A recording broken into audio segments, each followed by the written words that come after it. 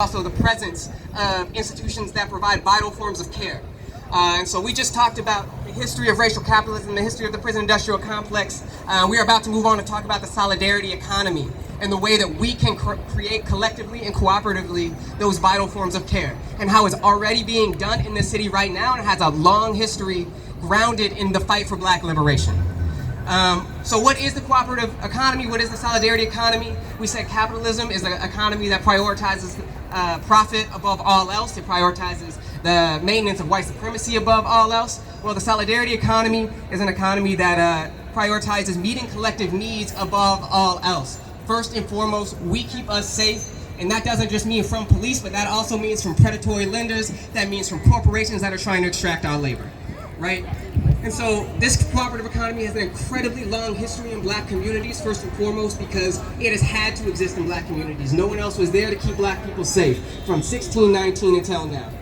So just for a few examples, the New Communities Land Trust in 1960, in a segregated community in Albany, Georgia, a bunch of Black farmers said that they were sick of this shit. They were sick of not being able to have access to land, that they were not being able to have access to their own labor, that they had never been able to have access to their own labor. So they purchased collectively, they got 500 Black farmers from around the community and purchased collectively, I think 3,000 acres of land in Albany, Georgia, and started a community land trust where they owned and stewarded land.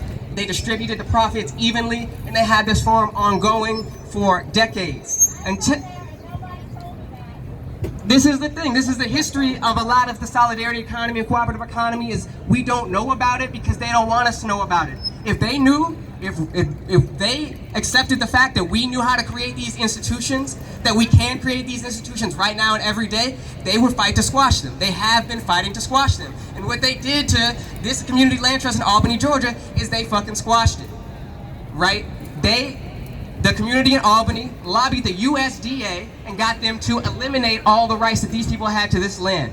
This led to a massive lawsuit that was settled only a couple of years ago that re-granted the land and reparations to this community. And they have reestablished this land trust and it is now up and running, right? So again, this is in the 60s. And these are just a bunch of farmers that in a segregated community, in the most segregated part of the country, decided that they were going to buy land and that they were going to steward it for Black people, for the safety and security of Black people, and that is what that looks like. Y'all might have also heard of Fannie Lou Hamer. You might not have heard of Fannie Lou Hamer, which I would not be surprised about. Fannie Lou Hamer, who is a civil rights leader, civil rights activist, established, let me get the name right, the Freedom Farm Cooperative in the Mississippi Delta. Again, in the most segregated part of the country, in the most racist, well, the whole country is fucking racist. So it's not the most racist part of the country.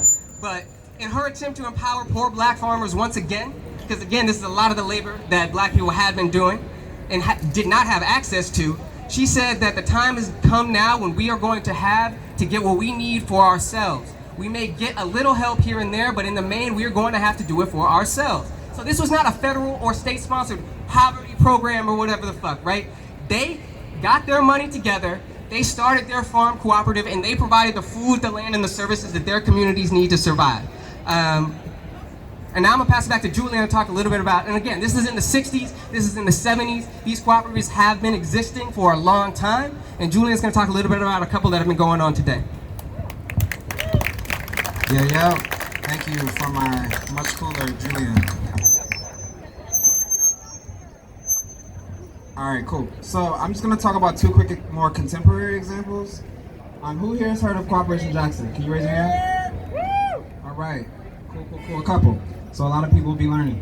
All right, so Cooperation Jackson is sort of, it's part of a movement of sorts, right? That started over a decade ago in Jackson, Mississippi, and was started through organizing, right? So I think it's important. We're making a lot of connections right now. We're connecting solidarity economies to anti-capitalism, capitalist exploitation, to abolition, but we also need to decide to organizing, right? What we're doing right now is organizing, right? We're self-governing, right? Cooperatives, land trusts, those are community-based approaches to governance, right? And so organizers in Jackson for several years have been getting together to say, how do we create a space that is a municipality that centers cooperation. And over several years, they, under the leadership of a number of folks, were able to, what was it, Lumumba?